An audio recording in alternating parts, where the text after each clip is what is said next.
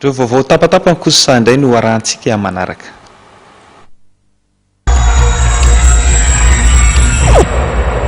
Androany natomboka novarotana teny amin'ny tsena ny Frantsa ny autotest VIH izay ahafahan'ny tsirairay manao fitiliana ny fitondrana ny VIH.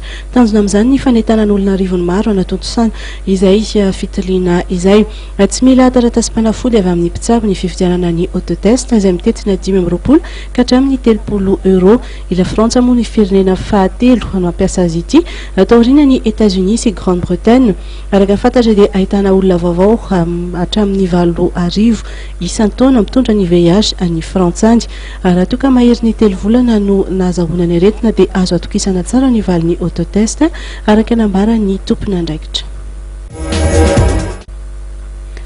Amin'ny zoma fa 12 ny volana septambra ho avy izao amin'ny 12 ora eny Anosy no natotosany ny tribunal misahana ny ady amin'ny fanjakana ny famoahana amin'ny fomba ofisialy ny valim-pifidianana ben'ny tanàna sy mpanolo-tsaina izay notondsaina tamin'ny fa 30 ny volana Jolay lasa teo.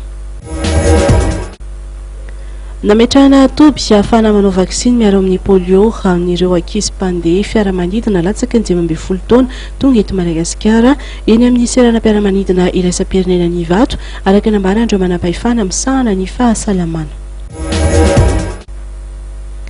Raha toa ka efa afaka novidiana tamin'ny alalan'ny tranokala nanomboka tamin'ny volana May lasa teo ny Office 2016 izay fampiasana bureautika vaovao ny Microsoft dia fantatra fa amin'ny faha 12 ny volana septambra izao zany no varotana eny amin'ny tsena. Araka fanazavana dia nomendanja manokana ao amin'izany ny cloud noho izany tsy dia afaka mandrakitra ireo dossier ny mivantana amin'ny alalan'ny cloud ireo mpampiasa ary afaka mahita izany avy eo amin'ny alalan'ny solosaina na tablette mandeha.